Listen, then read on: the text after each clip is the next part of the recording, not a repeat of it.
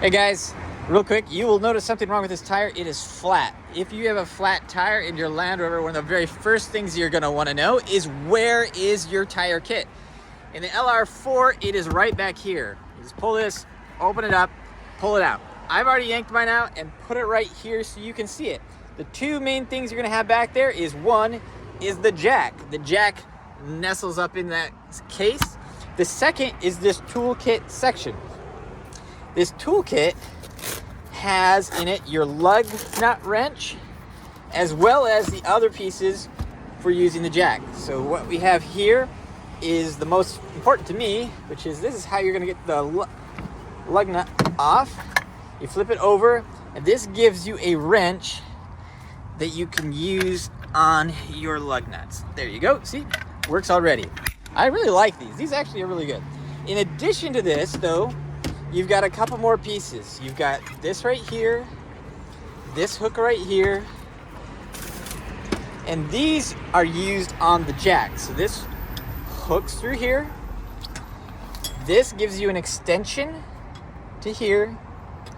And then you're like, hey, what do I gonna use to turn it? To jack it up or down, you spin it.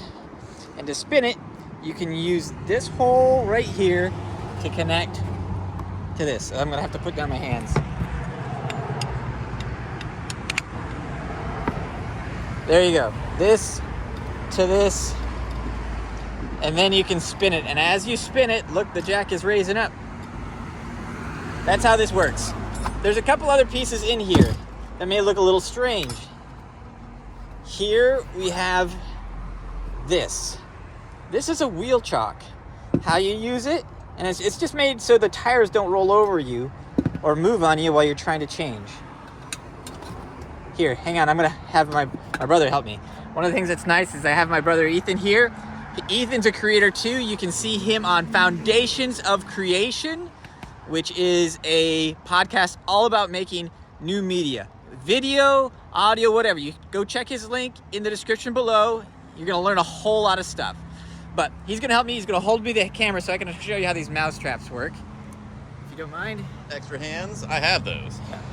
Okay, so now there's a critical piece, but here you got it. It opens up like a V, has a metal piece that slides back, and then you can close it again.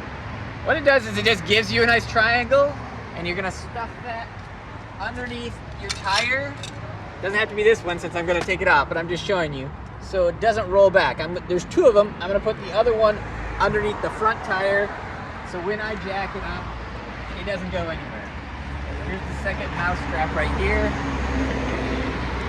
Opens up on the side away from the hinge. There you go. I'm gonna put it over here. There. Yeah. Alright. That's how you use your toolkit. So you have a flat tire. I'm sorry, first of all. But second, you'll know how to get your tire off.